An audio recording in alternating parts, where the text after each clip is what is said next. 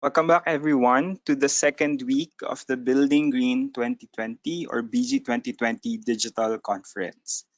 Building Green is the flagship campaign for the Philippine Green Building Council's events and consists of year-round activities that encourage participation in the green building advocacy.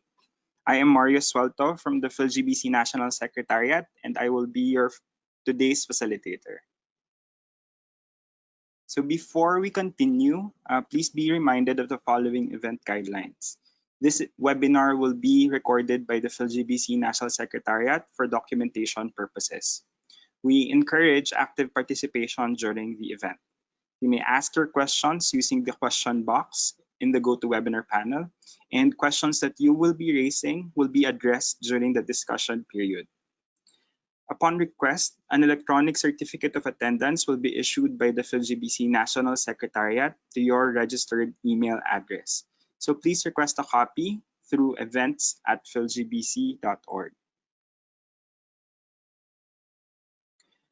We would also like to acknowledge our BG2020 sponsors, our Diamond Sustaining Member, Neo Property Management, and our conference sponsor, AGC Inc.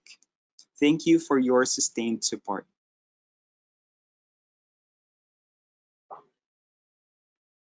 So last September 8th, we started our BG 2020 digital conference with episode 1, the opening, where we were honored to have Secretary Kusi of the Department of Energy as our keynote speaker. The Department of Energy endorsed for September 8th to be the National Green Building Day, and we also launched our Advancing Net Zero Philippines program. So we welcome developers and project owners and all the project proponents to enroll their projects to be part of the pilot program of ANZPH. For episode 2, the law, we had the Department of Energy. We had the featured speaker, Director Patrick Aquino, who shared with us energy and building related laws and regulations that are related to energy efficiency and conservation that we should have in mind for our projects. For episode 3, the BERDE Professionals, we conducted an online BERDE Professionals training course and qualifying examination last week for the individuals who would like to become green building professionals for green building projects in the country.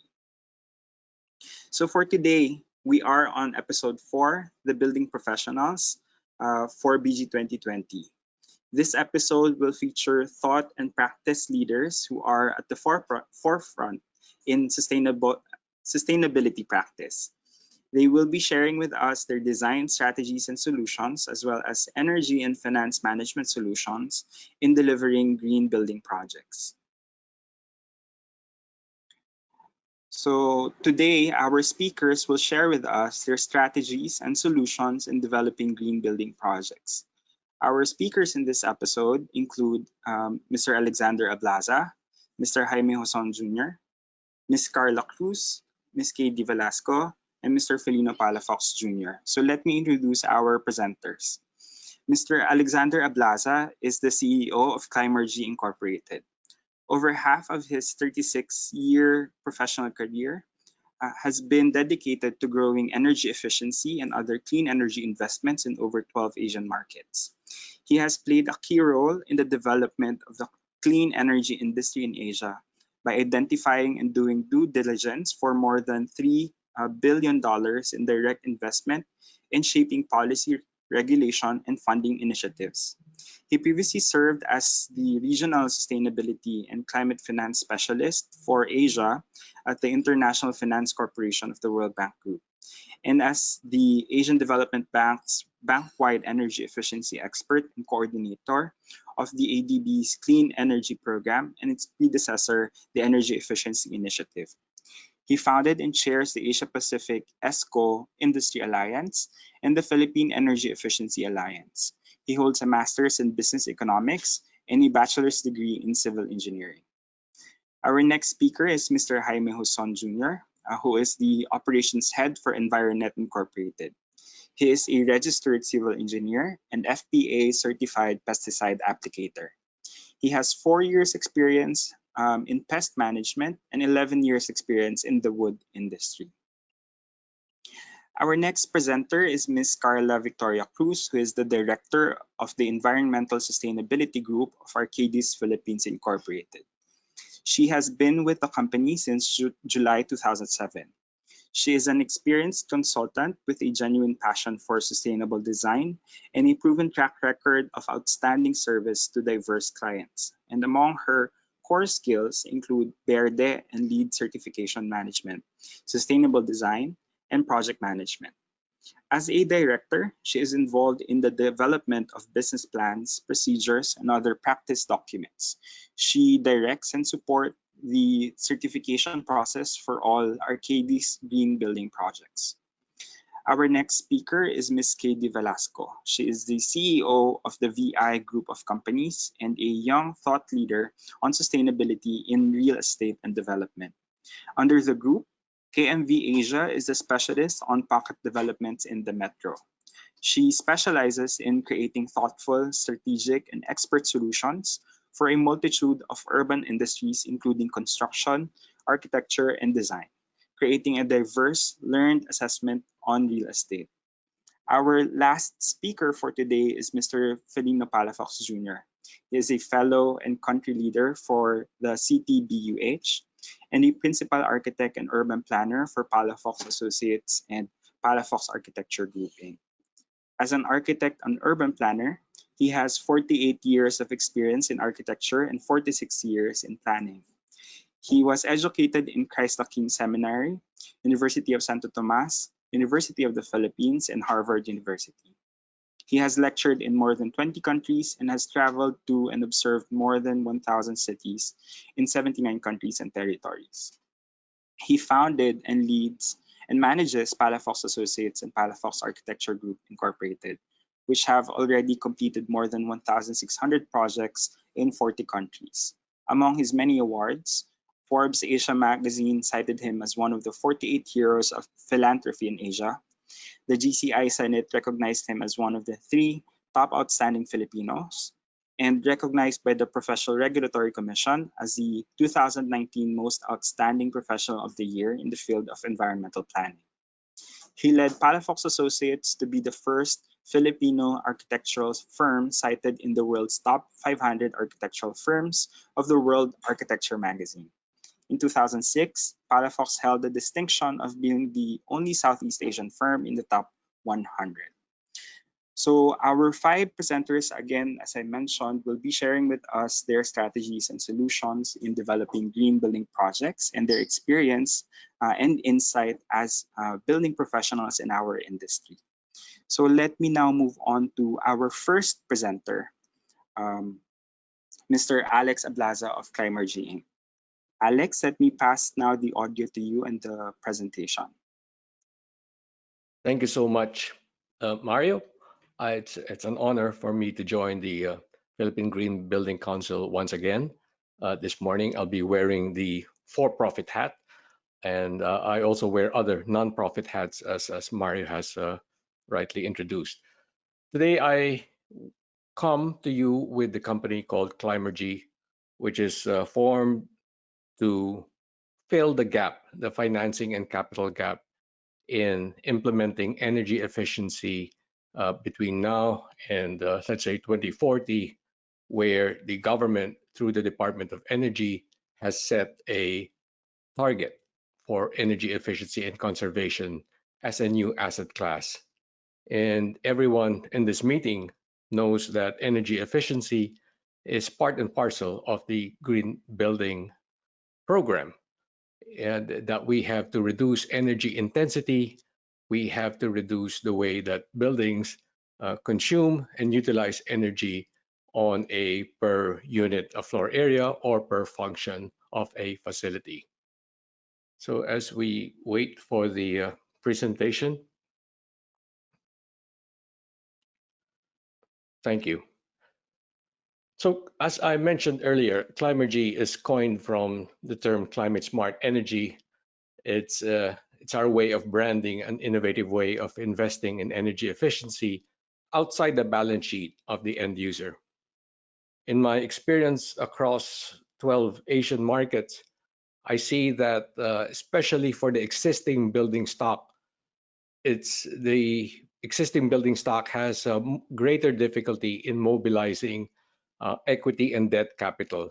It's more difficult for existing buildings to use credit lines or budget capital resources to implement energy efficiency. And that has been a clear market failure, which I will explain in a short while. So in June of 2020, Climergy was formed, and it is now known as the Asia's Pioneer Equity Vehicle for Energy Efficiency Upgrades in Commercial and Industrial Facilities.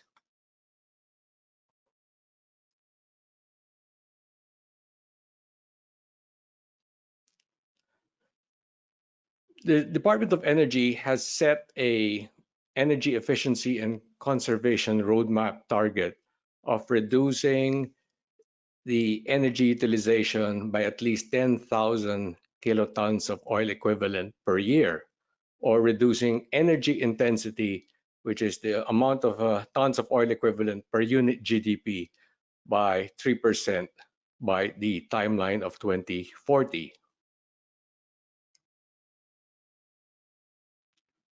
And as discussed at length during an earlier episode of this conference, the country has joins many other countries now back in a mandatory energy efficiency policy regime through the passage of Republic Act 11285, closing 29 years of voluntary energy efficiency and conservation policy regime.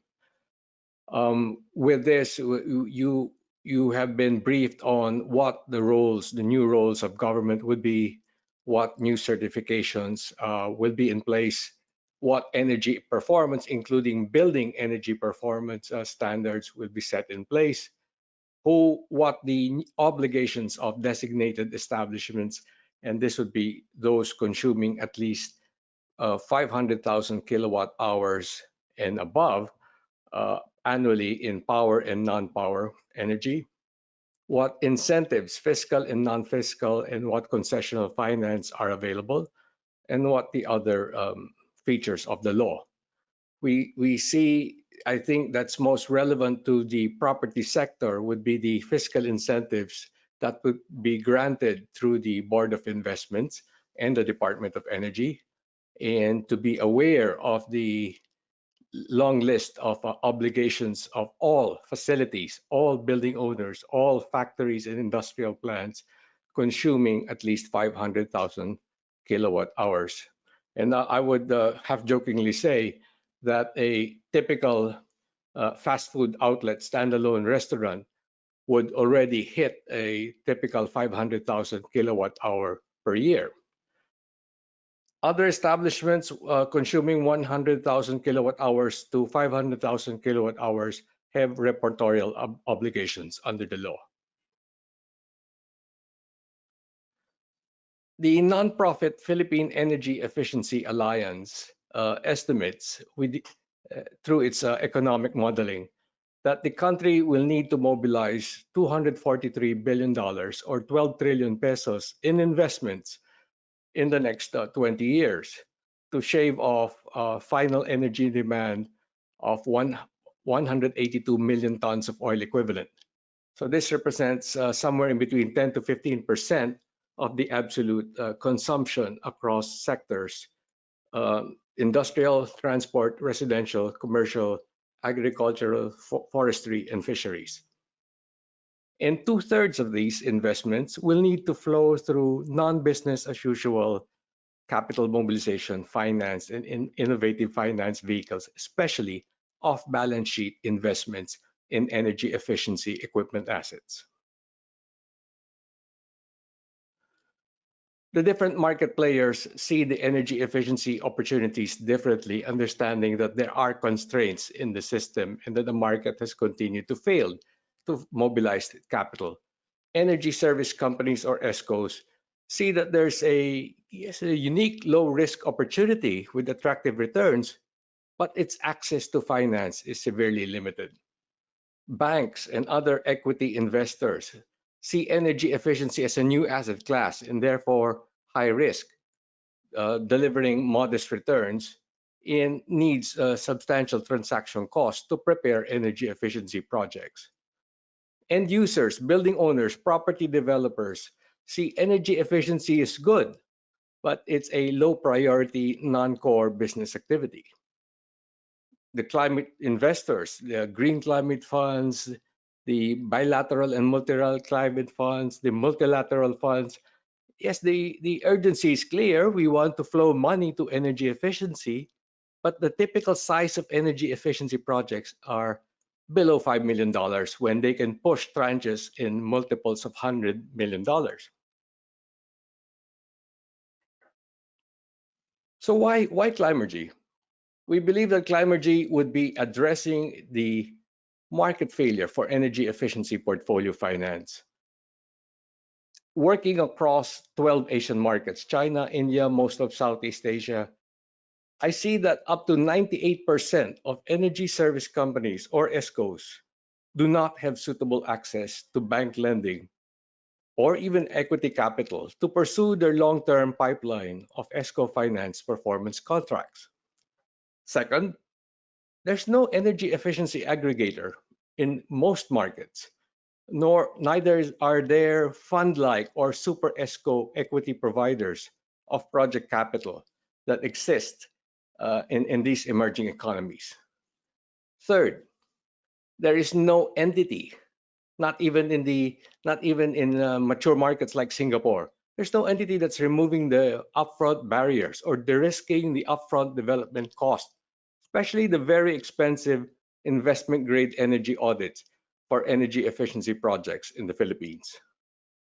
And lastly, while we see but private capital through bank lending, project finance principally, we see that moving at a growing velocity towards the asset class called renewable energy, including rooftop solar nowadays, and it's moving towards the country's targeted 20,000 megawatts by 2040. Sadly, this movement is not happening towards the much larger 45,900 megawatt of potential energy efficiency improvements in the country. So this is not unique to the Philippines. We see these in all other ASEAN markets. We see this in most other emerging economies. We even see this, a client last year was the government of Singapore, and I was pulled in to troubleshoot their energy efficiency finance programs, which was largely based on debt finance and not equity finance.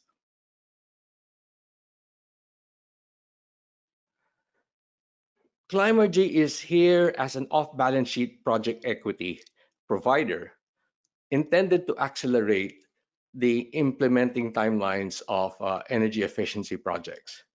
For energy service companies, we allow them to grow their performance contracting pipeline without worrying about credit limits or recapitalizing.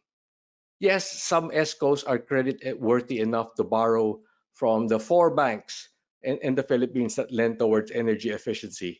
And these are Land Bank, Development Bank of the Philippines, PPI, and BDO. But the typical medium-sized ESCO would have typically maxed out their credit limit after 3 projects. What if they had 20 pipeline performance contracts? Where do they get capital for projects number 4 to 20?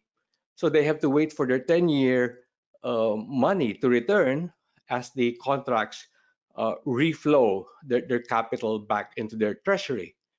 So this is the constraint I see across Asia.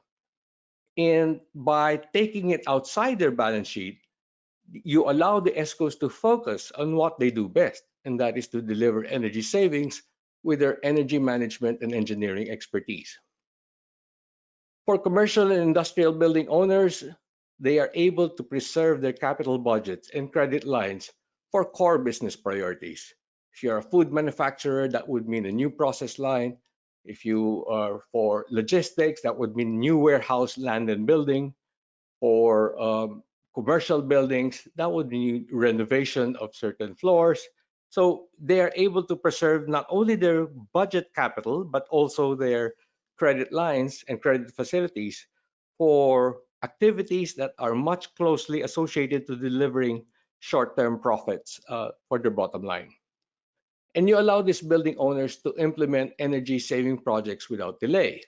Otherwise, CFOs of building and property developers would have programmed an energy efficiency retrofit in 2023 when they could actually implement it in 2020 if financed outside their balance sheet.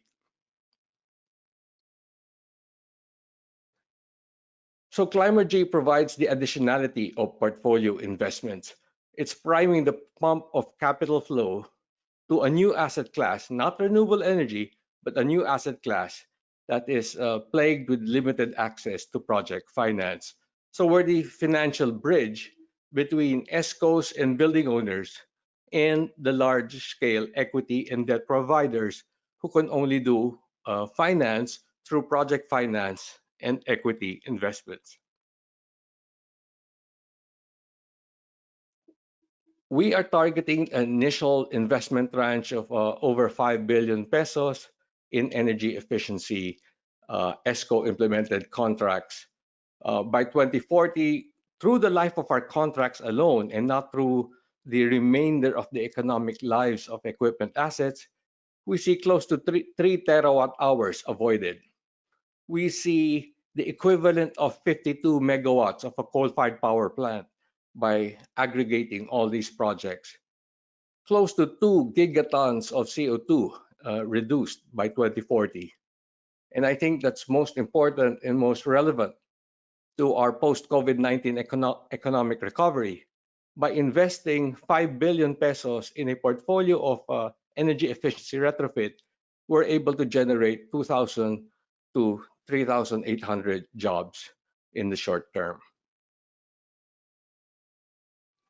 The typical projects or the energy saving projects is in the first list.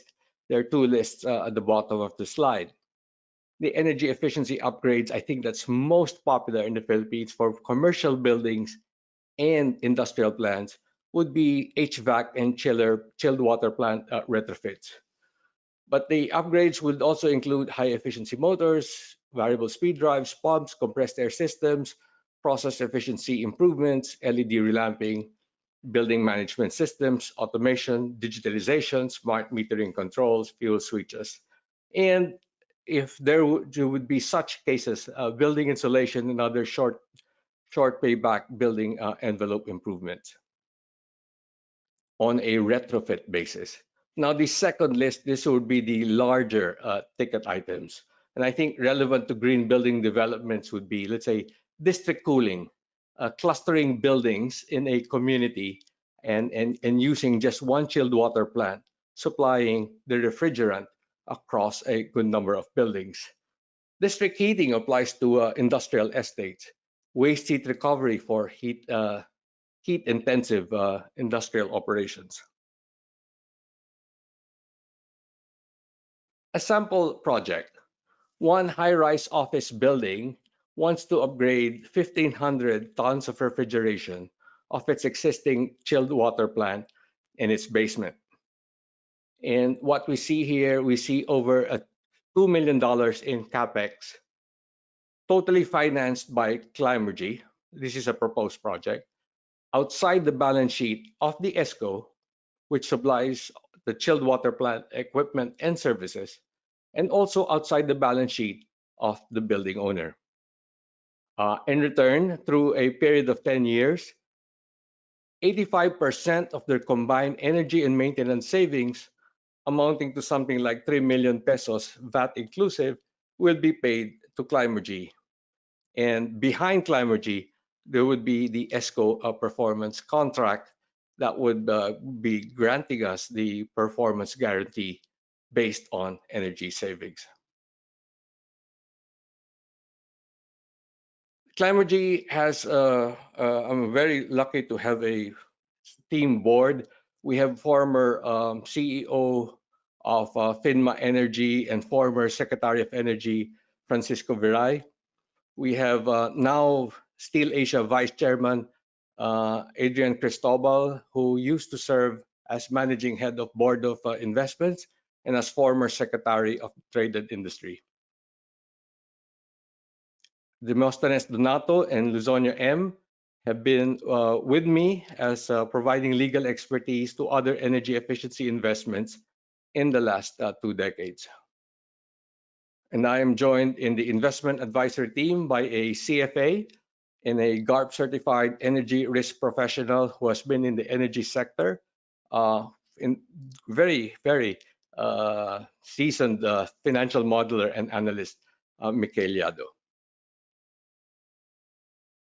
So that is the end of my presentation, quite a bit ahead of schedule, but I would be happy to answer questions on which projects, which properties, which green building facility opportunities Climergy may be able. I think the stronger market rather than new construction would be the buildings that would want to upgrade their the green building ratings by implementing and exhausting all wasted energy and harvesting that into useful energy back into the operations of the facility. So I end there and I turn over back to Mario for the rest of the episode. Thank you very much, Alex. So as I mentioned earlier, you may ask your questions using the question box through the panel. So all of your questions to Alex, especially on the work of Timergy in supporting energy efficiency for projects and financing for these projects, will be addressed later in the discussion period. So we'll now move on to our next presenter, um, Mr. Jaime Huson Jr. from Environet. So, Jaime, you may now unmute your mic and let me pass the control to the presentation to you.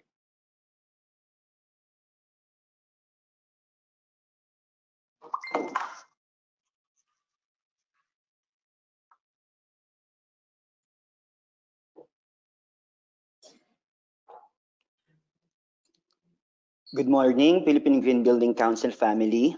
Today, I will briefly discuss and talk about the basic and the ordinary. On a regular basis, facing our daily routines, we are challenged to find solutions to ordinary issues revolving our activities, and while finding these solutions, we are tasked to at least consider if they are healthy and green. These regular community issues solved by green solutions, which is to provide stimulating healthy environment to communities through human safe and eco-friendly solutions. So what are these issues? We are on ordinary issues we face on a daily basis. I think everybody is experiencing this one way or the other, like malfunction of an aircon, which is supposed to bring clean air or safe at least for breathing, clogged grease trap and pipings, or irritating pests that could damage our properties and bring diseases, or as simple as keeping our room, kitchen, home, office, and areas clean and tidy.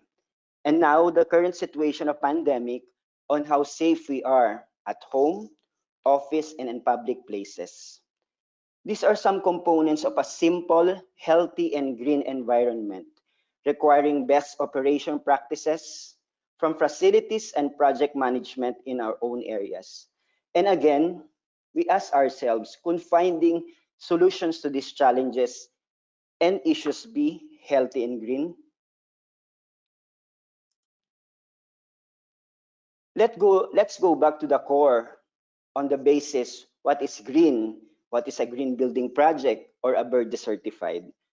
With the stages from design to construction to operations, these are the considerations as stipulated in the Green Building Manual, specifically on the bird rating tool, accreditation requirements, and even achieving points or credits with the following criteria and framework, like management, which composed of green building professional, project management, certified green building project, use of land and ecology, and the ones discussed by Sir Alex earlier on energy and water efficiency and conservation, transportation, emission, and many others.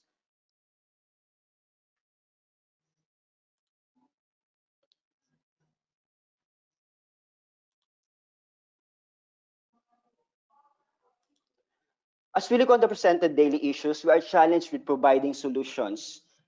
As we consider and focus on the following criteria and framework to be green, to be a Verde rated, and Verde certified. Like one, waste management. Two, green procurement. Three, local materials which are under green materials. Four, microbial prevention, contamination prevention. And five, low VOC environment, which are under indoor environment quality. And of course, six, health and safety.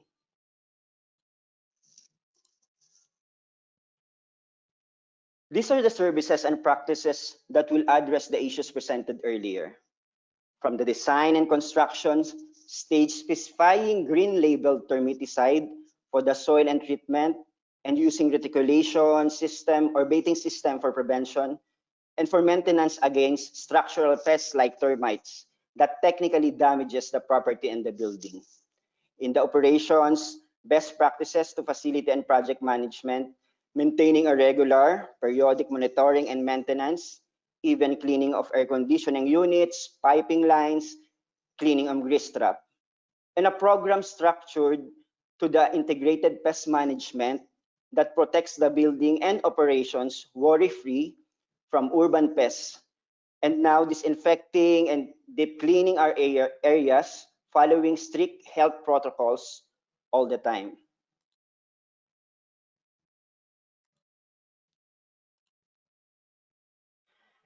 In accomplishing these services required in considering the framework for Verde certification on green labeled solution, FDA and FDA approved, organic disinfectant and mechanical approach, I once said earlier that on waste management, like disposal of used container for pesticide and disinfectants, green procurement, green building, green materials labeled pesticide, plant and organic based pesticide, disinfectants and cleaning solutions, locally made and manufactured cleaning solutions. With current pandemic now as critical, microbial prevention, contamination prevention through disinfection of workplaces and our homes following the health protocols like using PPE and again using organic disinfectants.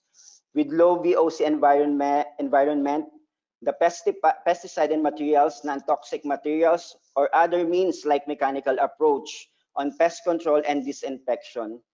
With the introduction of traps, digital monitoring devices, disinfection devices using natural oxidation, and UV ozone control units, which maximize the use of pesticide and disinfectants and other chemicals.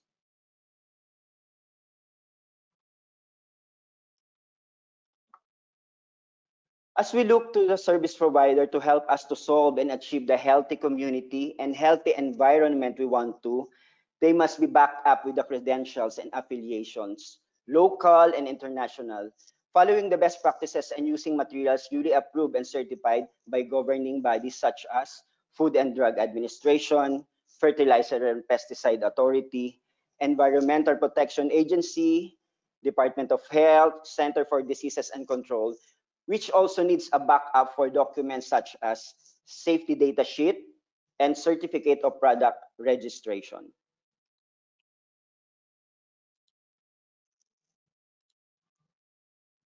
And with the service providers like Environet offering these services with partnership with providers specializing in solutions to our daily needs like Global Land, Global FME, Happy Housekeepers, Your Hand Pro, through Get's Marketplace for easy booking and All Easy for cashless payment, you have a one-stop shop, easy and convenient booking towards a healthy home, healthy office, healthy retail store, healthy schools, healthy warehouse, and healthy community and environment as one. We can become a healthy and green building project and be tagged as Verde certified.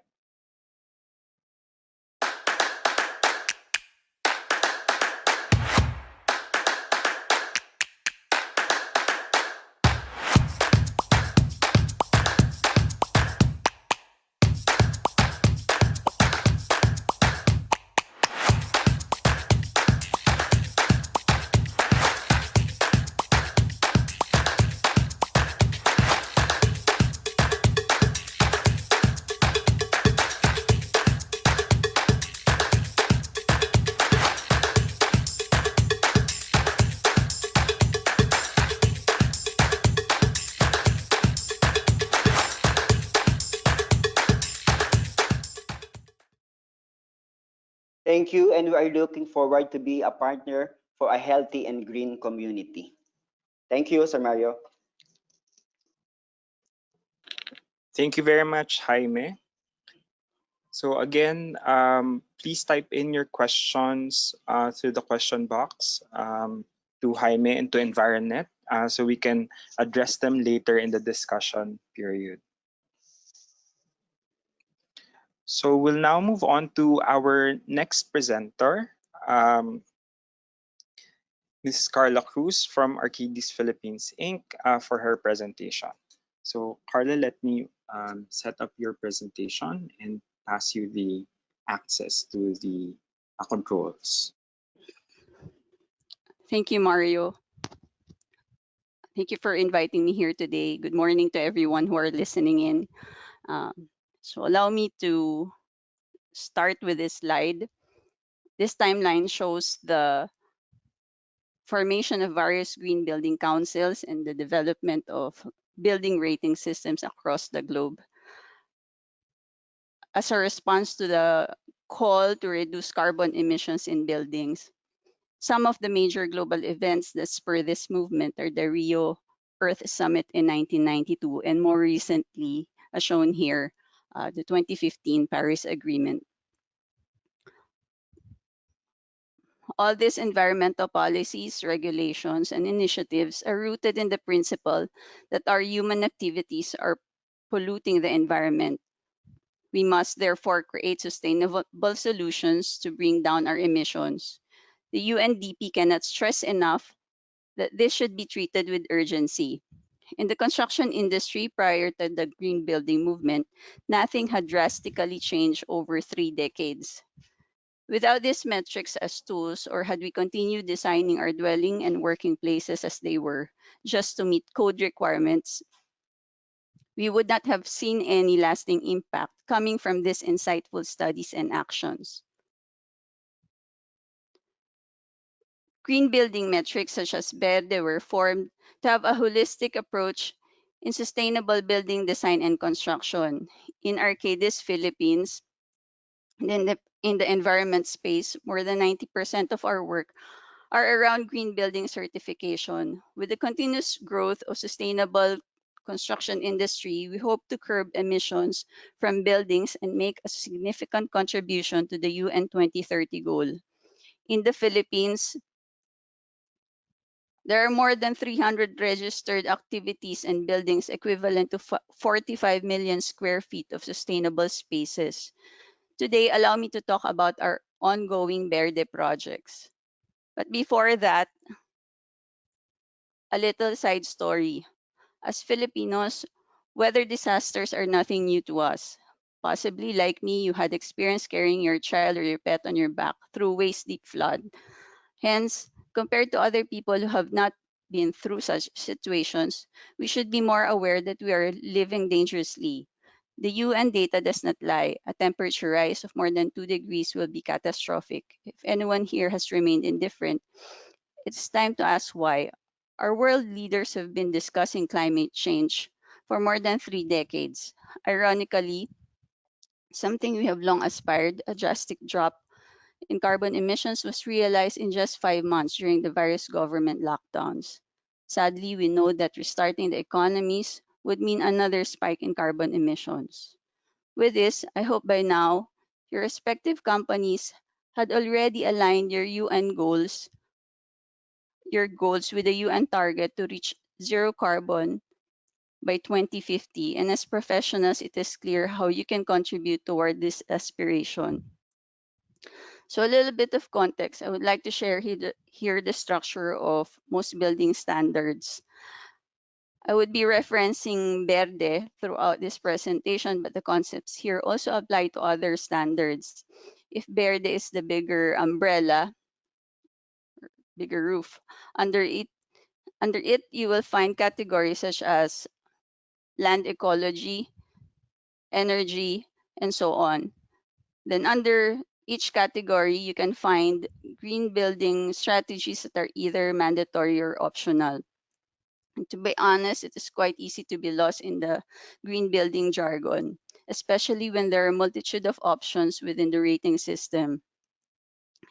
In the next slide, I would attempt to break down the system to go back to the fundamentals, describing sustainable building, its impact on the environment, and its contribution to decarbonization.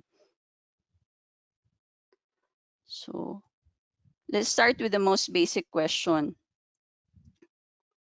How sustainable or how good is your building? This would refer to all building systems and components that contribute to energy reduction, such as air tightness, insulation, glass performance, air conditioning efficiency. For us designers, I find this the most impactful and beneficial, although I must stress that our design approach must be holistic. So what does this mean?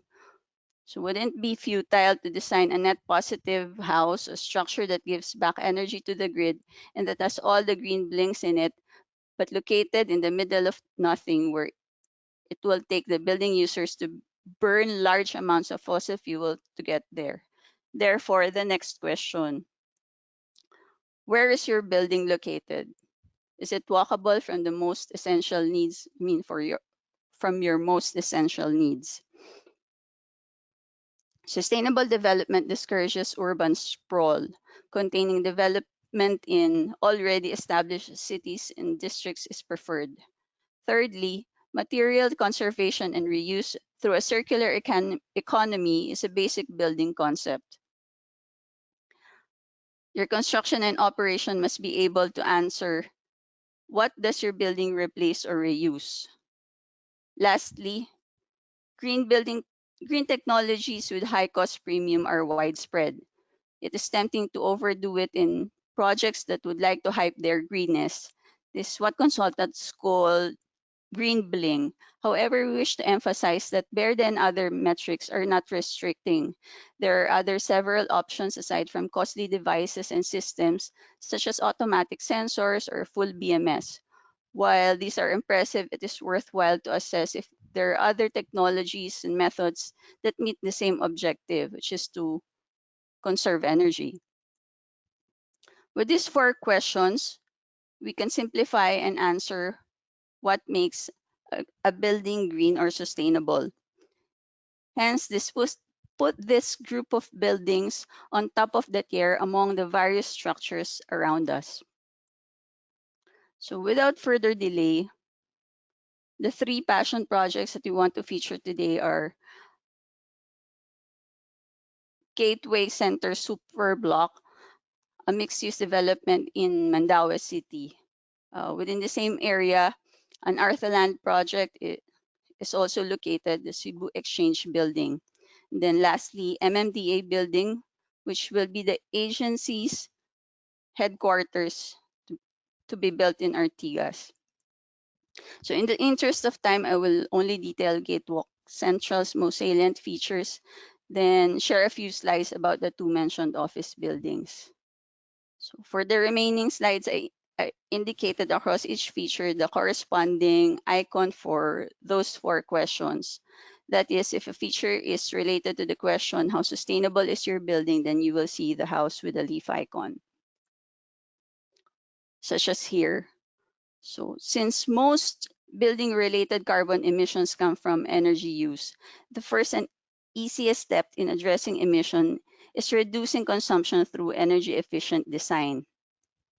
Air conditioning generally makes up about 40% of the building's consumption.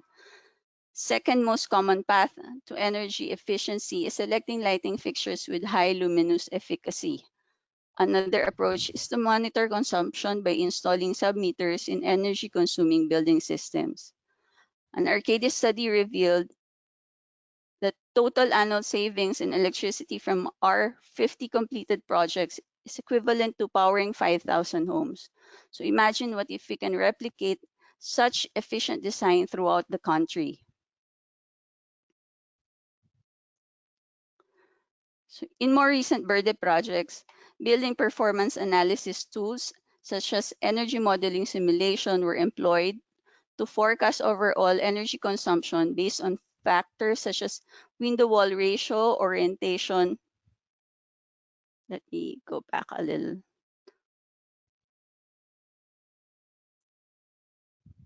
Yeah, where is it? It is also through this tool that we determine how high-cost technologies such as solar panels and automatic controls add to the overall building efficiency. So moving on to the next category, generally speaking, land and ecology discourages urban sprawl by building in already developed areas. This way, we avoid further depletion of natural resources. The donation of 850 seedlings is valuable in order to replace the 21 existing trees that were balled out from the site, as well as the analysis if the site is indeed climate resilient and not prone to flooding. So allow me to highlight the contribution of design strategies under transportation to carbon reduction. We can design areas such as providing parking facilities to low-emitting fuel-efficient vehicles. Also, we discourage single passenger vehicle use if we provide parking slots for carpooling.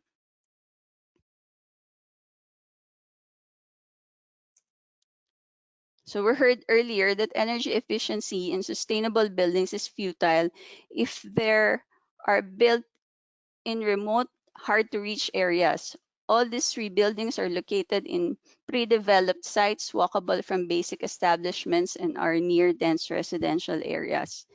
So it's not a surprise that all of them are located near various modes of alternative transportation, hence drastically reducing emission coming from commuting. So for materials emission, this is quite self-explanatory. The more we build, the more we deplete our natural resources. Hence, sustainable construction practices include use of locally manufactured materials and a strict construction waste management policy. So the following features, although not directly related to carbon reduction, are also worth noting. Water is a scarce resource with high cost rate, especially in Cebu. So it is vital that this will be used efficiently. Lastly, credits under indoor air quality assures building users that these workplaces have in place COVID response features, such as compliance to ASHRAE 62.1 and the use of finishing materials that have low VOC. So as you can see here, MMDA building will be constructed in Ortigas and is a 20-story office headquarters. It is aiming to be certified under Verde version 3.0 with a 1-star rating. And they hope to finish by October 2021. You would note here similar building features as mentioned earlier. 48 energy use reduction, 58% indoor water use reduction, and so on. While Cebu Exchange is another office building in Mandaue area, it will soon obtain its Verde rating, hopefully a 5-star. You will observe the same features here to the other features mentioned earlier.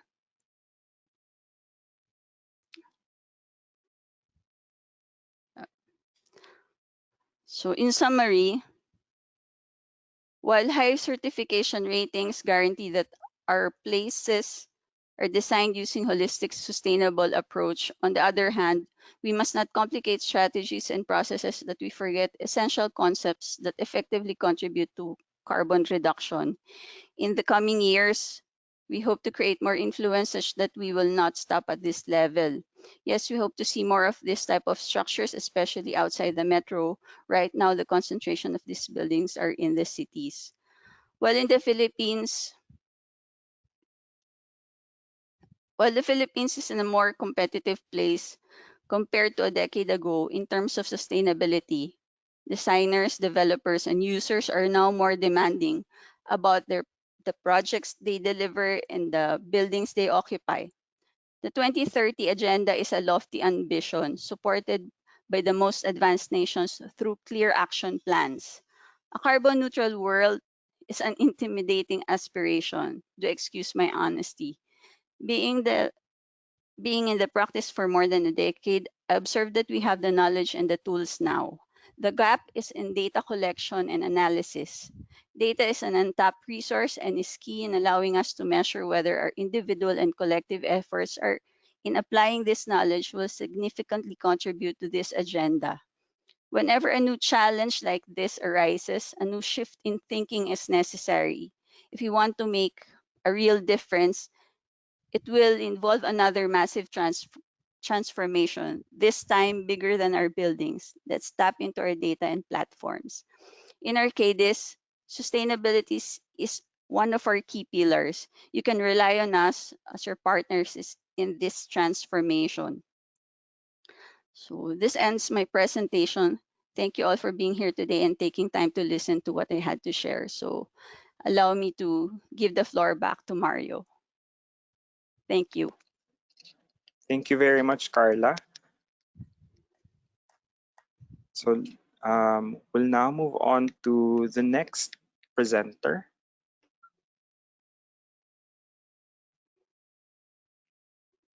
So our next presenter is Ms. KD Velasco uh, from KMV Asia Development Corporation. So KD, let me now pass the audio to you and the control for the presentation. Thank you, Mario. Yeah, first of all, I want to thank Philippine Green Building Council for inviting me to be one of the speakers today. And I want to say good day to everyone who's listening. So let me give you a background about what we normally do. So V Group of Companies is actually an ecosystem. It's the mother company of an ecosystem of several subsidiaries. Now I'll be talking about mostly on the consumer side and how the effect of COVID pandemic changed the way of uh, consumers manage or connect to different types of developments right now. But before that, the background of V Group of Companies is we are into real estate development, which is KMV Asia Development Corporation. We also have a brokerage company under V Asia Properties Incorporated. We have V Boutique, we have several upscale hotels, and we have Mrs. Vera Subar, which is a group of food and beverage. We also have a V membership club for foreign investors who are actually wants to come in the Philippines for sustainable developments. So under KMV Asia, what we normally do is we educate all of our users, we educate our partners and our consumers about green architecture. So we all know that green architecture is the practice and discipline that incorporates sustainability and preservation of the environment in design.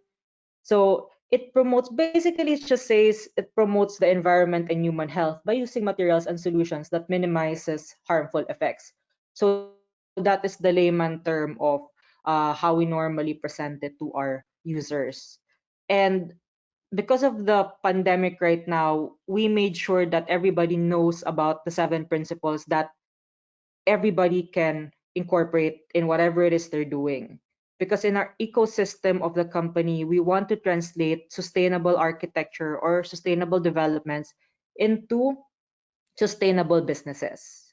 And how will we do that? Later, I'll explain. But right now, the 7 principles is more on about the site and its surroundings, energy efficiency, may it be minor or major use or major incorporation in any development, water efficiency, material efficiency, and their air quality, which is very important, waste reduction, and low maintenance cost. So why should we convert into green architecture? Number one is it's an investment for the future. The potential and actual savings for any type of development or any type of business would always have energy savings, and on the tenant side, the cost savings on a lower cost, especially on construction. The yields and high property values, and it promotes health and well-being to inhabitants and gives back more to nature. So most of the people here who are in the sustainable industry already knows about um, the values of converting to green architecture. But what doesn't know is that green architecture or a green sustainable development that relates to a green sustainable business has a lot of benefits. One of the benefits is that what Climergy said earlier about tapping into climate funds. So the DBP, BPI, BDO, and all the land bank, other banks in the Philippines, major banks in the Philippines, actually pushes this type of development. But again, they are ranging roughly about 100 million US dollars when it comes to pushing on sustainable developments. And again, after the third year, the credit lines would already be exhausted. So which hinders the development, or which hinders the growth of sustainable businesses. So now, how does green architecture convert into sustainable businesses? We already know that the energy savings is there as a developer.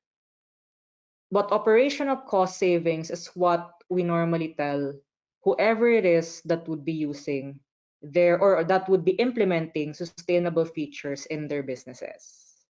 This is with the use of artificial intelligence and digitalization. With digitalization and artificial intelligence that we incorporated in the sustainable developments that we had, we were able to find out that more sustainable businesses have roughly about 60% retention when it comes to their employees. Why? Because of work from home, because of whatever it is that they are using as a software, as in the cloud, and system that they were able to use. So this is more you can see this more in startup companies who are into tech or prop tech.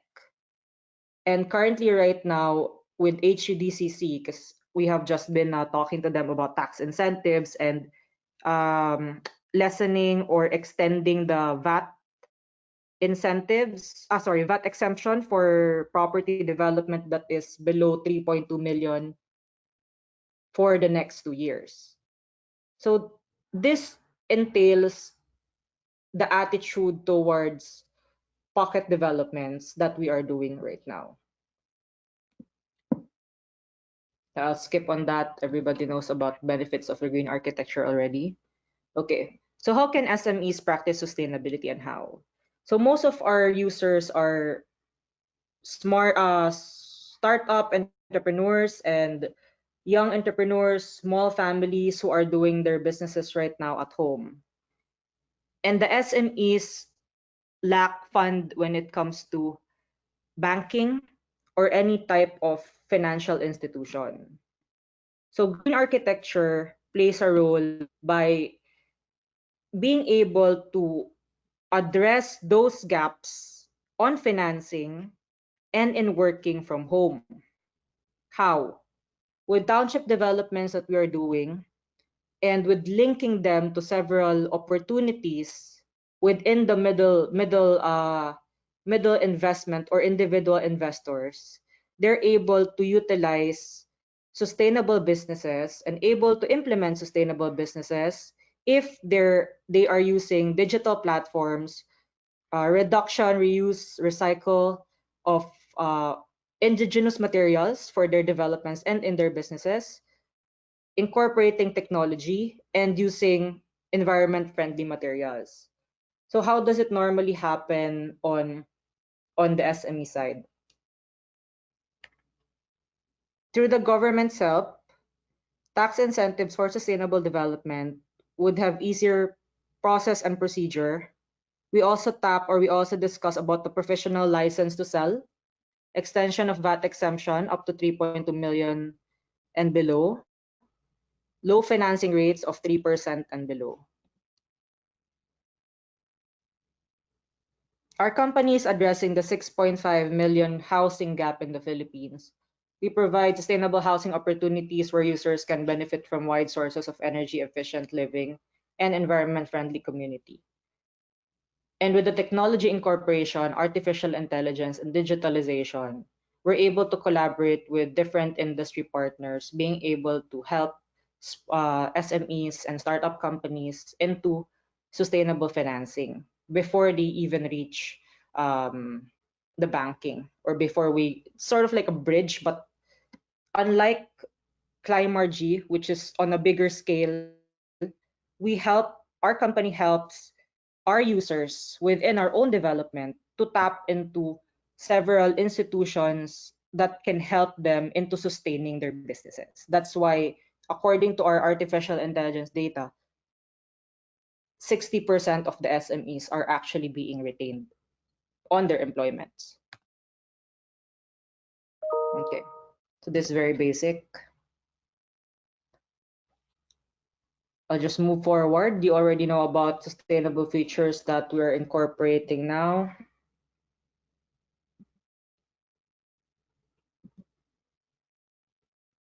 Okay, so one of our developments is actually Vanessa Sites. Vanessa Sites is a township development. So you all know that within the pandemic, what happened is that people are going out to the provinces. They normally are feeling they're scared of being in the metro. So what happened was people kept buying in the provinces as their second home. And now we can see the trend and the shift in market and the direction or attitude of the people towards sustainable development. Vanessa Heights is in a former municipality in Liliu, Laguna. So at first, everybody didn't want to, or everybody didn't see the potential of having a township development in a fourth class or third class municipality. But when I started my developments, I started with a sustainable township. It's roughly about 10 hectares, 5 to start with and expandable to 10. What we did is we incorporated sustainable practices, and we were able to tap into, because of the sustainable practices, we were able to tap into an institution that supported this sustainable development that we are doing in Laguna. And now, because of the shift in trend of in the pandemic, our sales actually increased, tripled from the time that there's no pandemic. Now, I'm not saying that it's a good thing for us, but what I'm saying is that the township development, if it's a sustainable development, in the long run, the Palik Provincia program can actually be supported by these kind of township developments. And even if we reach roughly about 3-star BERDE rating, which we're trying to target or trying to register in our developments, people would have more benefits in the long run for their own SMEs and startup companies. So you would be seeing the shift from Metro Manila to the provinces. But on the next ones, okay, these are just some of our projects. Right, okay. But in the long run, if your township development wouldn't have proper support from the government or wouldn't have proper infrastructure in internet and data, people would still go back to the metro. So what we experienced with our technology and the software, what was very shocking was that on the first 3 months of lockdown, April, May, June, there was a surge of purchase in the provinces, especially in township communities. But on the fourth month, roughly about July, people started going back to the metro. But they do not buy anything more than 3.2 million because our general market is in the mid-cost housing. There's still a backlog of up to 6.5 million housing, and most of them are into the low, medium, and upper mid class, which is ranging from 3 million pesos to 4 million pesos. Now, the reason why they go back to the metro is because of the infrastructure. So even if they wanted to have their first home in the provinces, they always go back and say, hey, I want to have a property in the metro because of the infrastructure, the technology, the fast internet that the metro actually gives us. But then again, the affordability plays a big role.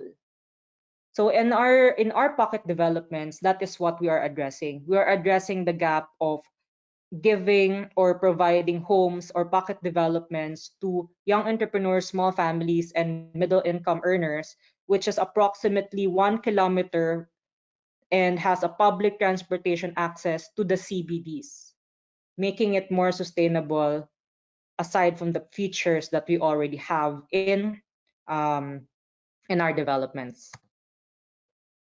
And one of the things that we are proud to say is in our developments, we make sure that we incorporate the actual market needs according to the current scenario that's happening right now. Like for example, the pandemic. So let me just show you one of our developments, which is Six Pods Teca. Six Pods Teca is actually a micro development, micro unit development.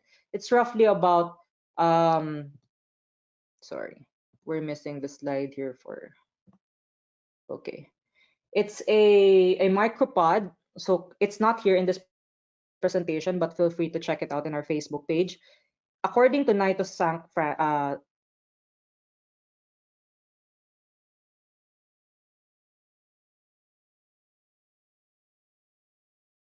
Santos Night Frank, sorry, Nitos Frank and Santos Night Frank, sorry about that. And micro units would actually be the new in for SMEs and startups, just because they wanted to have a place or a location in the metro. So because of our sustainable developments, we're able to provide properties for middle class earners in the metro and providing them other secondary homes in the provinces. So this is more on the consumer side. Again, thank you so much for listening to my presentation. It's very basic, but it actually translates into digitalization, technology, incorporation of sustainable developments, or incorporation of sustainable aspect in sustainable developments in order for us to make sure that the market that we are going to tap can utilize and can be more accessible and affordable to our users. Thank you. Mario. Thank you very much, KD. So we'll again, for your questions, please type them in using the question box in the GoToWebinar panel so that we can address these questions during the discussion period. So let's now move on to our last presenter for this morning, Mr. Felino Palafox Jr. From Palafox Associates. So let me now share his presentation and let me pass the control to you, Architect Palafox.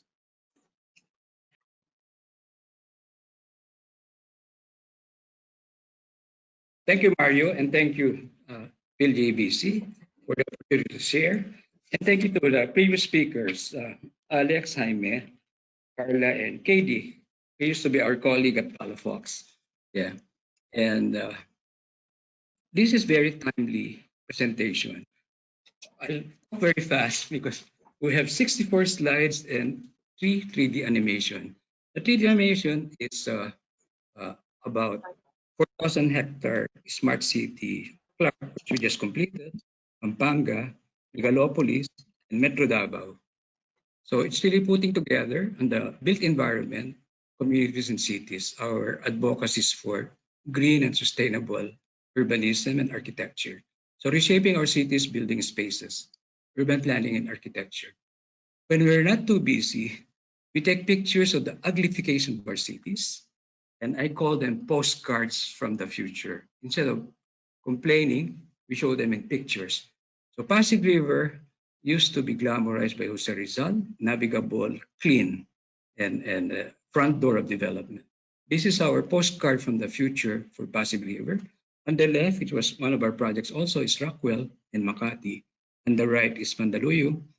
with green bridges, pedestrian bicycle bridges, ferry boats, and waterfront river walk, interconnecting our proposals for the waterfront Lake Walk, Laguna Lake, and Manila Bay Walk.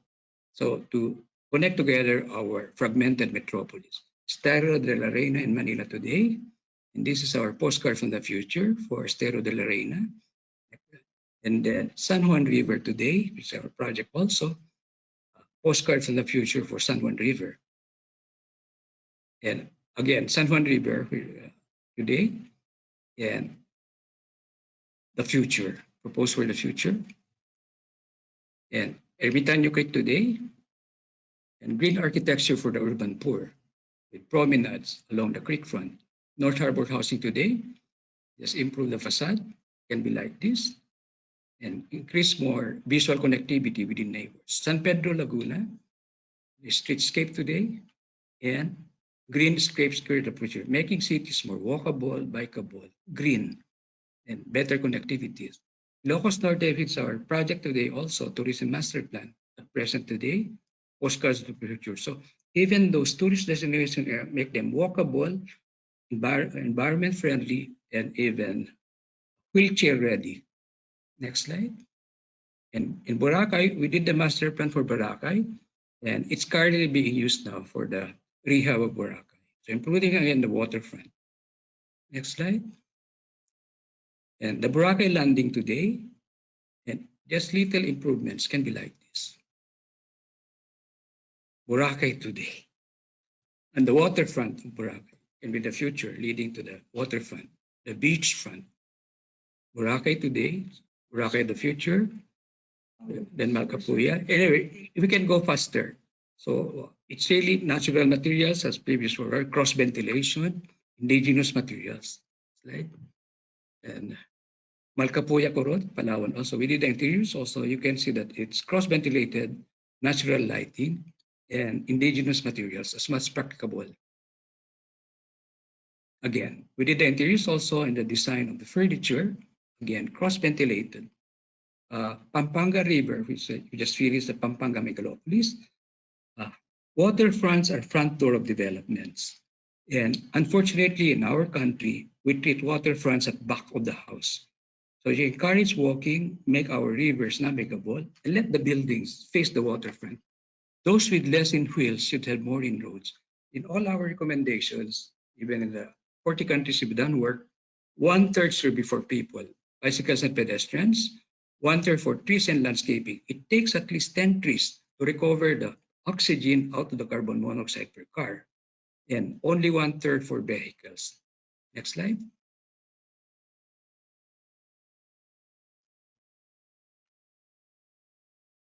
It's hanging. Anyway, I just continue talking. So uh, last night we had a meeting with Mayor Joy Belmonte of Quezon City. They are now implementing all these bikeable, walkable. This has been a proposal for so many decades for elevated pedestrian walkways above EDSA, pedestrian and bicycles, and line them with shops. So 24 hours activity. So you're encouraged to walk. This has been done in Dubai, uh, interconnecting the high-rise buildings and the light rail transit. Slide. Again, making even EDSA walkable, bikeable. It's a shared avenue. And open spaces are the lungs of the city. Unfortunately, in Metro Manila, some open spaces have been reclassified, being sold. And in our projects, we make this, we have better immunity if we have more open spaces. Clark Aerotropolis, or Clark Smart City. So again, more lungs of the cities. Metro Davao. Metro Davao is 10 times Metro Manila, 9 times Singapore, 6 times Hong Kong, 8 LGUs. So in Mindanao, it's so easy to do landscaping. Even the paving patterns, we use the Muslim arts and architecture and lots of landscaping. Linear parts connecting the. So Metro Davao Coastal Promenade, again, making use of the promenade. Restaurants will now be, we calculated 30% kitchen, 20% indoor dining, 50% al fresco. outdoor dining. And when there are more eyes in the public realm, public space, less criminality. We did this in Monterey, California, pedestrian streets with the shop facing the main street. The regional malls, shopping malls will not be as popular anymore. We'll have shopping just like before the war. It's along main roads, pedestrian streets, exposed to the sun and natural aid and ventilation. Again, pedestrian promenade, the former airport of Iloilo, we did the master plan for a mixed-use development there and some pedestrian streets. This is part of the runway, previous runway of Iloilo. And back to Clark again. Again, walkable, lots of open spaces, lungs of the city. And again, in Clark, you can see the pedestrianization and bicycle. There are 20 kinds of urban transport. The most inclusive, environment friendly, good for physical distancing is walking and biking. This has been our advocacy the past 3 decades. 12 green sustainable design principles: green architecture, green urbanism, green technology, green energy, interiors, furniture, green infrastructure, manufacturing, transportation. Green procurement was mentioned earlier, green jobs, and hopefully green sustainable developments. And this is one of our buildings, and we'll have more sky gardens and in high-rise buildings, higher density buildings. There's nothing wrong with density. Overcrowding is wrong because this is another. We have solar roof, cross ventilation, natural, right of gardens, rainwater harvesting. And this is the future of high-rise building.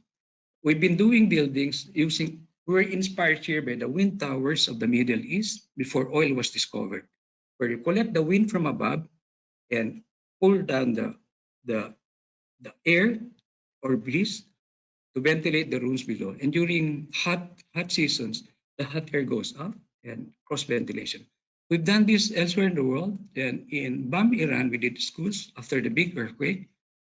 This one, the temperature is 20 degrees lower in summer and 10 degrees lower in autumn. We designed 11 public school buildings in Bam, Iran, funded by the Buddhists from Taiwan or the Muslim children of Iran, and they hired us Christian Catholic architects from the Philippines.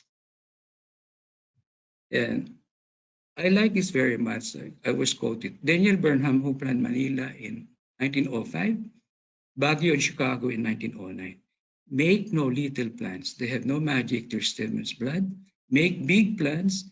Aim high in hope and work, remembering that a noble logical diagram, once recorded, will never die. Long after we're gone, will be a living thing, asserting itself with ever-growing insistence. Remember that our sons and daughters are going to do things that will stagger us. Let your watchword be order and beacon beauty. This quotation inspired us to do the postcards from the future. Hopefully, future generations will follow them. And Churchill said, never let a good crisis go to waste. We must learn from it. And he also said, we shape our buildings, thereafter, they shape us. I think I wrote this when I was a student in UP. Development is not worthy of a name unless spread evenly like butter on a piece of bread. Now we call this inclusionary development, inclusionary zoning. And I wrote this in 1973. And again, waterfront development. Everything we do is pro Deo Patria et Terra, for God, country, and planet Earth. And I think we all like to live in environment-friendly, master plan and design buildings and communities and cities that are smarter, more resilient, more livable, better connected, more accessible, walkable, bikeable, safer, better lighted, more convenient, cleaner, with mixed income, cross-generational mixed-use developments, with places to live, work, shop, and dine, learn and worship, with healthcare, recreation, and leisure 24-hour cycle activity centers. When we were designing the 5 buildings, the master plan of Rockwell, a survey was done August 1992. We Metro Manilans, we walk only 400 meters or 5-minute walk. Now, the more progressive cities in the world during this pandemic are planning their cities 20-minute cities. Within 20 minutes, you can walk to any destination. Within 20 minutes, you can bicycle to any destination. Within 20 minutes, you can go to any destination by public transit, not by car. Yeah. Thank you very much. This is our team in Makati. We also have offices now in Cebu and Davao. Now, we have more time for the 3D animation.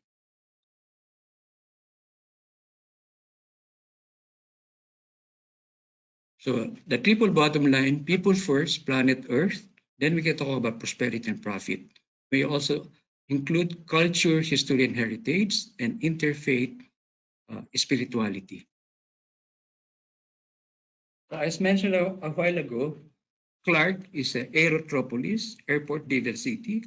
The principles of new urbanism, smart city principles, neo-traditional, walkable, livable, bikeable, um, uh, connected city with all most of the 20 kinds of urban transport.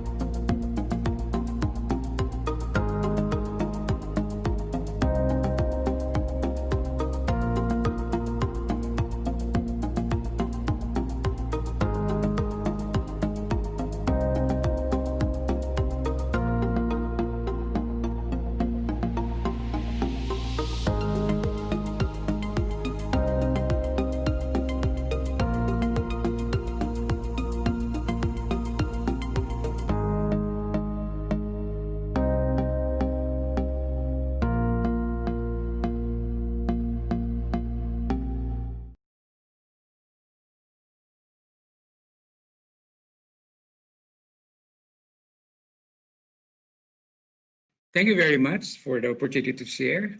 And we tried as much as practicable all the sustainable, resilient, green initiatives in most of our projects. And we try to for all of them, but the judgment call, the decision making are the developers and the government and business leaders. And thank you very much. Now we have Mario, thanks for your time management. I think we are on time or ahead of time. So we have more time for a conversation. Thank you. Thank you, Architect June. So we'll now move to our discussion period. So as mentioned earlier, you may send in your questions using the um, question box in the GoToWebinar panel so that you can send in your questions for any of our presenters this morning so that they can answer some of your queries on their service and their work as building professionals in our industry. So for the first question, this is um, for Alex. So for Climergy, are you open to work with contractors for potential turnkey projects to their potential clients? Alex, this is from Mr. Frederick Diaz. Well, thank you. Thank you for that question. It's not impossible that contractors for greenfield and brownfield retrofits would be a suitable technical partner. We would hope that the partner contractor will eventually evolve into an energy service company. So there are many electromechanical contractors, for example, that are currently doing that. There are some engineering companies that are evolving into ESCO energy service companies because there will be certain capacities, competencies that they will have to build in-house and not mere supply and install. And commission and testing. So they will have to know how to do measurement and verification according to international protocol. They will have to know how to prepare not only level 1 but level 3 investment grade energy audits. They will have to know how to design and negotiate and implement M&V plans or measurement and verification plans. So again, there are certain capacities, technical capacities that the partner contractor will have to evolve, and hopefully they will able to spin off a, a business unit or ideally a subsidiary that would become an ESCO and become a energy savings based performance contractor. And that will become a very suitable partner for Climergy energy efficiency projects. Thank you, Alex. We do have another question for you from Andres Muego. He asked, do we have an example of district cooling or heating projects already in the country? And what do you think are the hurdles in having them implemented in our cities? Alex? Well, the prediction is that the Philippines will be following very closely the lead of Malaysia and having the second largest installed capacity of district cooling. Right now, Malaysia leads. We still have very limited applications right now. So we have one in Philinvest Alabang, which is entered into a joint venture partner between Philinvest, and initially it was with the ESCO, or called NG Services, but I think they have fully acquired it from NG by now. So we have one existing one, and this is where chilled water is distributed through underground pipes to buildings within a cluster of buildings. We had a one that was that is still having a little technical challenges because it was a pioneer, but the UP Techno Hub, for example, in Diliman, attempted to install the first district cooling. There are certain challenges. I think distributing chilled water, we have to keep in mind that the longer the run, the better the insulation that you have for piping. So yes, there are certain challenges. There are also challenges in implementing the business model. because you will have to collect right now for the sale of chilled water to building owners in your community. So there's a business model challenge and there's also a technical challenge. But I think these are surmountable challenges. District cooling, I believe, has a huge for townships, for green townships, for example. This will be a very, very huge potential in the Philippines. Thank you, Alex. So we have another question. I think this is for challenges in implementing green buildings, and this is addressed to Carla. You mentioned gaps in data. Um, Danielle Madriaga shared the same sentiments in her study for green infrastructure. She asked, what data do you need and find particularly lacking when working on your projects? Carla? Hi, thank you for the question. So, as you can mention, Filipinos are highly skilled set of professionals, and as you've noticed, the green build in the Philippines, the green building movement has been spurred by the private sector.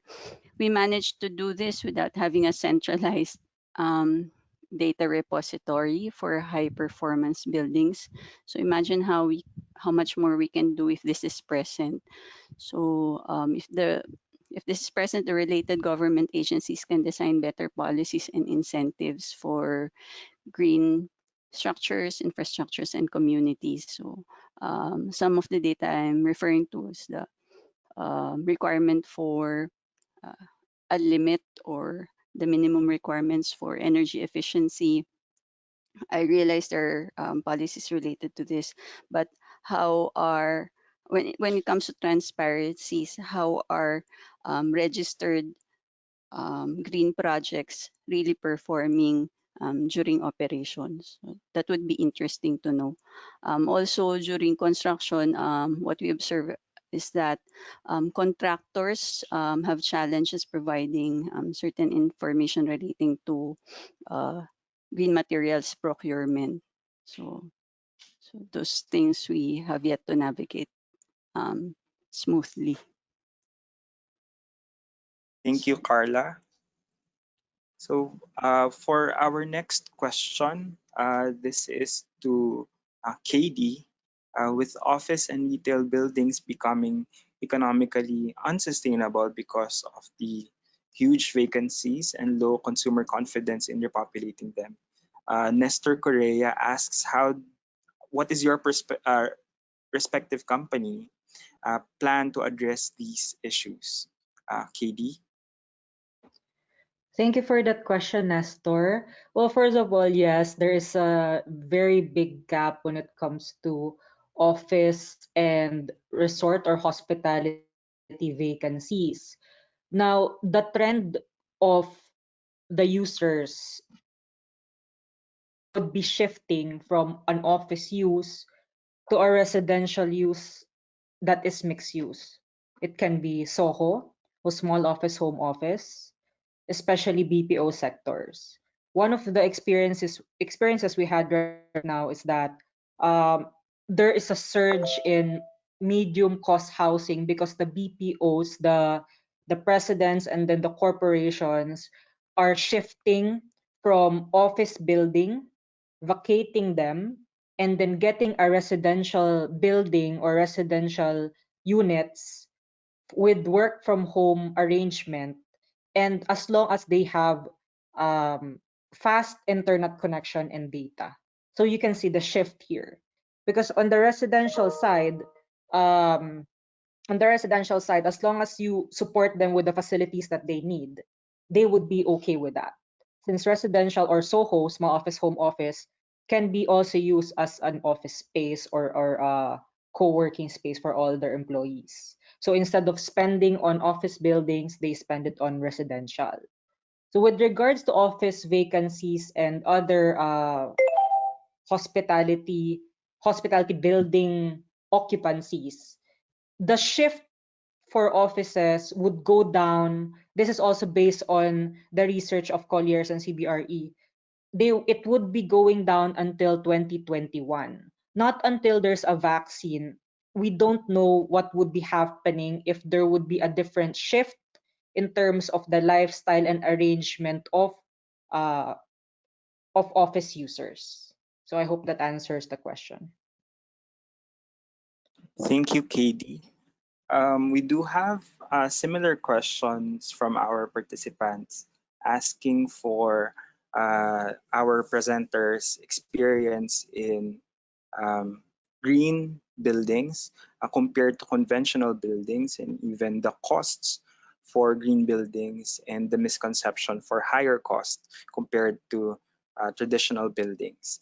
Maybe I'll open the floor to our presenters on what are your experience in this, and how do you manage to address and promote sustainable development despite the misconception around costs for green buildings. Maybe I'd first ask this question to architect June Palafox.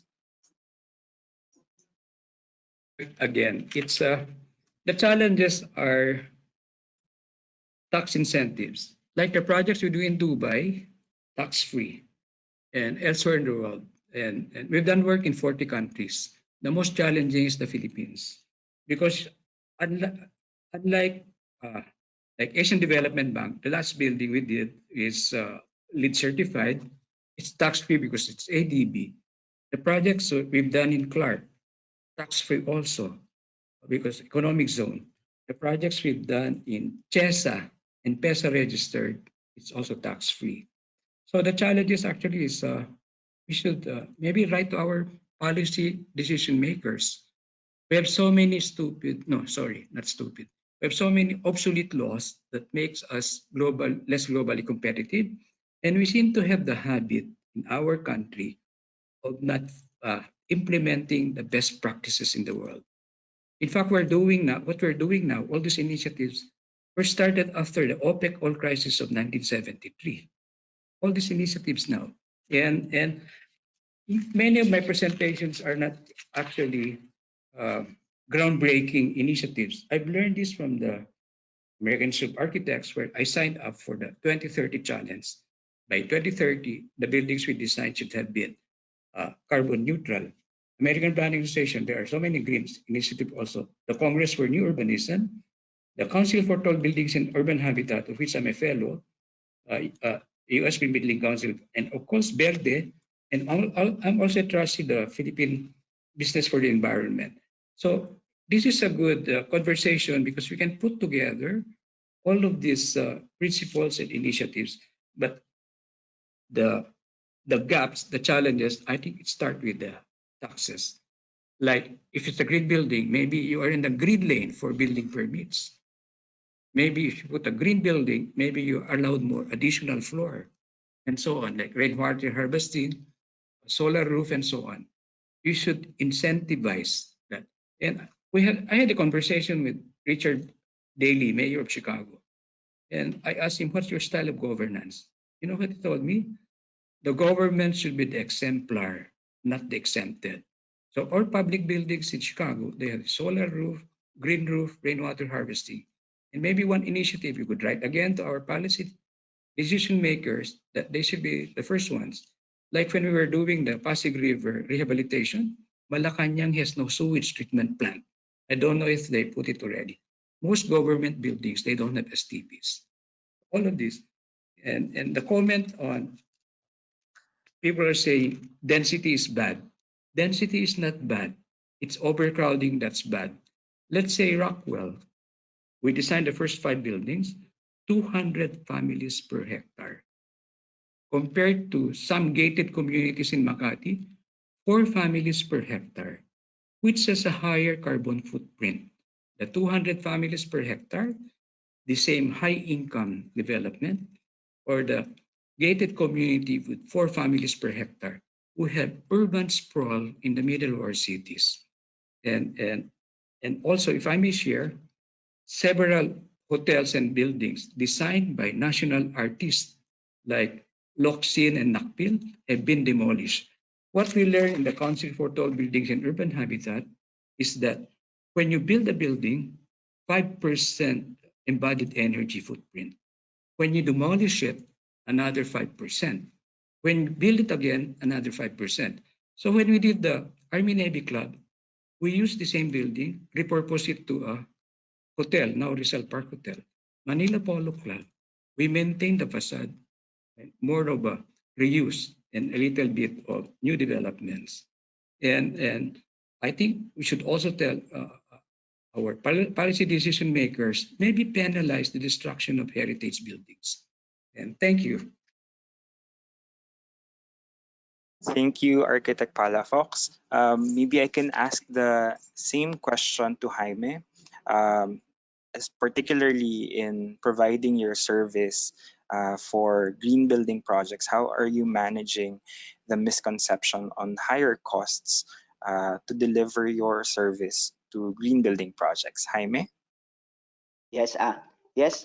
Maybe we can go back to the costing first, because the costing they intend that it's an additional. I think it's on the preliminary only. It's better for us to maybe more education, more information to tell everybody what's the limitless and long-term beneficial of being green. Because I think it's in the on the start that they say it will cost or add on cost. But if you will look at it in the long term, you will see that the beneficiaries are exceptional. Like for our services, if you will look at us, I need to fix this and do this, but if we will maintain and look for a service provider that will cater all your issues and your problems in a specific area, you can go low cost. That's all. Thank you, Jaime. Looking through the questions submitted, I think a lot of the questions as well are related to government regulations and government um, incentives on how do we promote green building and sustainable development for our projects. Um, for our presenters, what in particular mechanism or incentive do you think we need for us to support our work, particularly your work, um, to promote green building principles and sustainable development? Maybe I'd ask, I think this will be our last round of questions, so maybe I'll go through each of our presenters. So let me start with you, Alex. Thank you, Mario. Well, the mechanism that Climergy is promoting, because we want to contribute to the country's capital deployment, capital mobilization for energy efficiency in the next 20 years. And like I said, that's 12 trillion pesos. So how do we help the country mobilize that capital? How do we towards the building sector, towards all energy end users? So our solution is to design a non-bank specialist equity vehicle that will flow capital to energy efficiency projects, but outside the balance sheet of the ESCOs, outside the balance sheet of the building owners.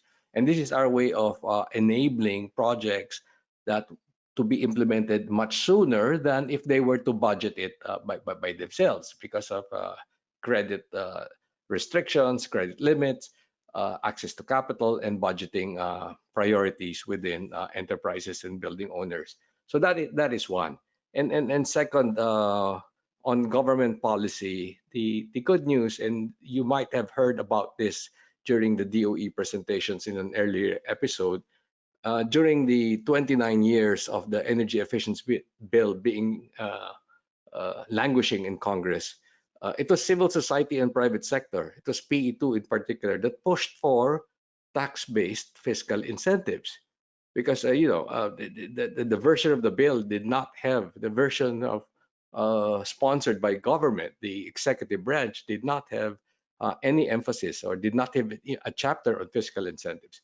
But we pushed for it because third-party investments will need at least mid-teens after-tax IRR. The government, when I provided advice to the government in Singapore has what 35 fiscal incentives for green buildings and energy efficiency combined. 35. whether it's subsidized energy audits, whether it's subsidized or rebates or concessional finance. We have I counted them, 35. And in the Philippines, we have it a little bits in pockets, so what we have here right now is we don't have a generous package that matches that of the renewable energy law, but we have at least a few years of income tax holiday, and we have a duty-free importation of capital equipment for equipment upgrades that a building may require. So there is hope. There is hope that we will be able to flow capital through, number one, off balance sheet models like Limergy, and number two, facilitated by and made commercially viable by tax-based fiscal incentives granted by both BOI and DOE. Thank you, Alex. So I'll go next to Architect Palafox. So maybe you can share one incentive or mechanism you think the government should provide to support our promotion for green buildings and sustainable development. Architect Palafox. Thank you, Mario, and thank you, Alex. I think you answered it already on the government side. And for me, it's re-educating clients. Let's say shopping mall owners. When we talk about it, they just pass it on to the tenants, the common areas, common area charges, and also for condominiums, they pass it on the common area energy cost to the building occupants, and it's their education. Like I tell clients, elsewhere in the world they listen. Like if 5 to 7 years you design and construct, if the building lasts for 100 years, 95 years are savings for the post-construction maintenance. If I were asked to design a hospital, university, and 3 schools in Kathmandu after the earthquake, and we were instructed to design those buildings to last 40 generations, 1,000 years. In our country, when we talk about 100 years, our compatriots are very skeptical. I think we could emphasize the savings after construction. It's really re-education, because here they only think of the initial cost, not the long-term uh, life cycle savings. And I think government should be the first ones. Then the private sector, especially the big developers, like district cooling. I recommended that for Rockwell 1992. But one of the partners of Rockwell is Meralco. So there was no incentive to do district cooling. And maybe even now, uh, maybe we can write to part of the tax incentive of PESA, CHESA, BOI is district cooling. Thank you. Thank you, Architect Palafox. Um, Let me now address the same question to Carla. What one mechanism or incentive do you think the government can help you in promoting green building? Yeah. Um, I won't divert much from the earlier discussions. So I echo Architect Palafok's sentiment, so that we must focus on green tax and incentives. And again, I stress a comprehensive and easily accessible data repository. So right now, developers and building owners largely rely on the recovery of capital investments on operational savings from data design efficiency. At the end of the day, we have very demanding clients and mature end users nowadays. So with this law of basic law of supply and demand, for instance, with multinationals that are usually the one building takers, they indicate their sustainable specifications in their project requirements. So the developers understand this. That's why um, sustainable building and construction is a norm nowadays. So I think the rest of the construction sectors need to catch up um, on this normal or standard. So that's all. Thank Thank, you, Mario. thank you, Carla. Let me now ask Jaime, what do you think is that one mechanism or incentive you need in promoting your work for green buildings? Yes, actually, I will add to Sir Architect Fox. inquiry earlier. I will go back to my previous answer also on the nationwide maybe education and orientation through all mediums like social media for being green and how will this impact our lives and our environment for long-term sustainability. Since green is being used worldwide, so I think we must practice and we must observe also. Thank you. Thank you, Jaime. Finally, Katie, uh, maybe you'd like to share your mechanism or insight from the government. Yeah, thank you, Mario. I think also, well, architect June Palafox was my mentor back 2011. So I was with him and closely working with him. So thank you, architect June, for um, motivating or inspiring me to be a sustainable architect and sustainable developer. But again, to add on the things that we need as an incentive, I would add what we also talked about with HLURB and HUDCC. So normally, there's a big problem with socialized housing. NHA had been developing um, several housing opportunities for the masses. But then again, the range of the houses would be roughly about 700,000 and below. Now, with the 700,000 and below, the supplies are going up, and especially if we're going to have sustainable development, the margins of the contractors and the developers would be really slim. Now, talking on that aspect, the government should have more PPPs, private public partnerships, that starts or motivates developers to go more sustainable. And our government entities or government agencies should jumpstart those movements in order to encourage township developments. Because the problem in housing, it before it was only roughly about 3.5 million last 2017 of housing gap. Right now, it's already close to 7 million housing gap, and we are not addressing that. The address of sustainable township developments would actually be a great support to the national to all the national users, Filipinos, especially because they have the Balik Probinsya program. So if you just sustain housing developments without them being able to live, shop, work, dine, play in that area, then the tendency is they would still go back to the metro. So the government should have more PPP projects that is supporting mixed use developments. They should jumpstart that more. So that's for my 2 cents as a developer. Thank you. Thank you, Katie.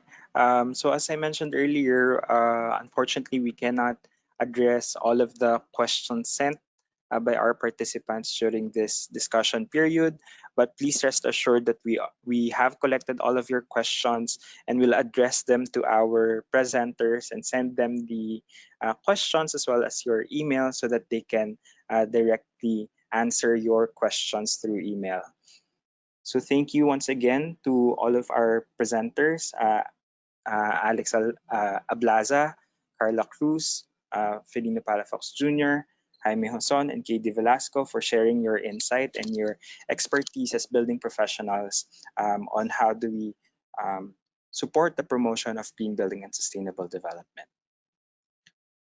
So for the upcoming activities for this week, for tomorrow, we will be having episode 5, The Partners, featuring some of the partner organizations of the Philippine Green Building Council that are promoting energy efficiency and conservation, renewable energy, and green financing, among others. So if you are interested in participating in this episode, you may scan the QR code on your screen now or contact the PhilGBC National Secretariat through events at philgbc.org.